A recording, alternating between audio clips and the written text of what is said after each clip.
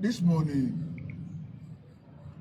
we saw a press released by the Armed Forces Public Relations Directorate, and we observe with dismay the way the information has gone out to the public.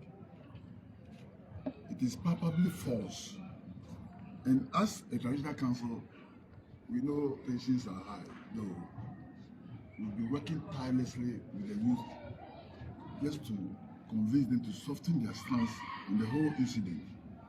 It's very provocative. Now, we've been celebrating our Kpelejoo festivals since our relocation from Old Town to this place over 60 times. Meanwhile, we have celebrated this festival as long as Tema Traditional over 400 years ago. What happened last Friday has never happened before. Now, the naval base is not the only security station in Tema here. The police service also has a station there. We observed that any time the crowd were, it's a how do you call it? Procession. So the police patrol car has been coming in and out. But they handled the crowd so maturely that no incident has ever been recorded. And how did they do that? Anytime they saw that the crowd was so steep, they stopped their car and make sure the crowd has ceased to exist, so to speak, for the driver. But in this particular incident, number one, there's nothing to show that the car even belongs to the military. There's nothing to show that the occupants of the car are also from the military. So, in the attempt to drive through the crowd, naturally, it will incur their displeasure and they will react. So, like I said, if the situation has been handled properly, I've said time and again that you can only apply force when common sense has failed. One may ask, what common sense did the armed forces apply? Because they saw a procession of people, a large number of people coming. Do you need to drive through them? No. So as we are working tirelessly around the clock to advise you to exercise restraint, and you keep on putting out stories of business nature, you are escalating the issue. You are not softening the stance. Because you are defenseless, you will be brutalized. Because you are defenseless. We lost 2 square miles of our land from Mother Ghana. But we never lost our custom. We never lost our heritage. We will continue to celebrate our festivals. When we were at Old Town, we were alone here. The town was relocated because harbour was being brought to Tema Township and industries. We were never asked to stop celebrating our festivals. So we shall continue to celebrate our festivals. We wrote to all security agencies, so they are aware that we were celebrating our festivals. So how come? If they had handled the situation like the police were doing, we wouldn't have recorded any incident. So how come they came there with live bullets?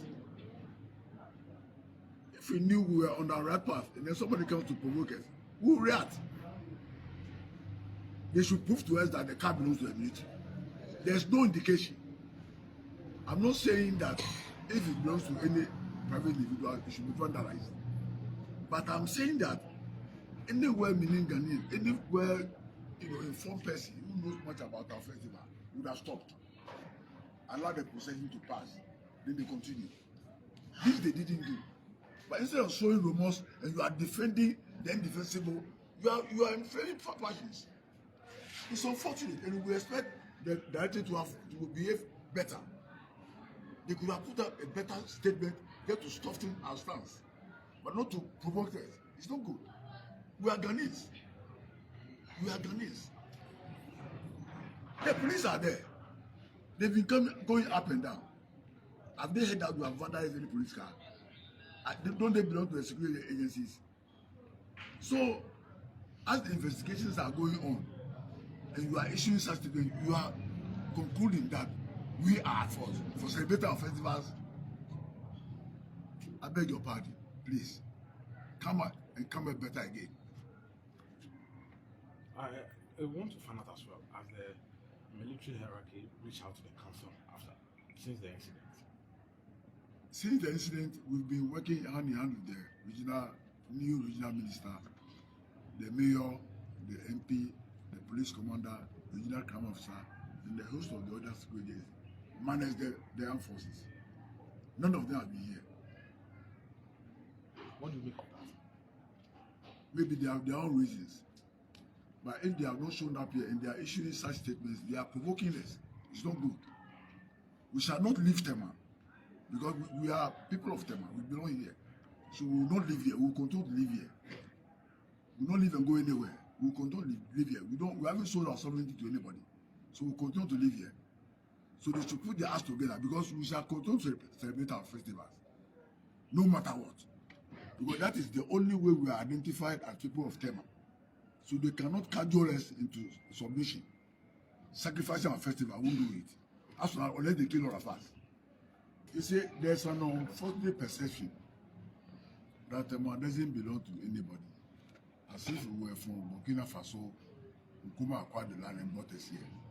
But Tema has lived as long as over 400 years before it became necessary to relocate us for the sake of the harbour and the creation of industries. That doesn't mean we have lost our sovereignty. So we were relocated there. When we were at Old Town, there was no naval base there. So how could they have brought naval base into the heart of town? Then when we were celebrating our festivals, they propelled tourists to instruct them what to do, what not to do. Because we've been celebrating our festivals long before the land was acquired in 1952. So how can they dictate to us what to do and what not to do? They will show us how to celebrate our festivals. It's not going to happen. As for that, our lands have been taken already. But we, the indigenous, the one left for us and we are on it, we shall preserve our customary rights. We shall preserve our heritage. Against whatever the situation, we shall preserve it and leave it to our generation yet to come. But this where there's an issue of two people were killed last year. So in town, the youth were complaining. They didn't get any result. I don't know if the results had been given to the traditional council and you are sleeping over it. You haven't given it to the youth for the youth to know. And this one has also happened. What is the way forward with this? What is happening? And plus, what is happening now with the armed forces releasing this kind of statement? Yes, you see, they are jumping to conclusions.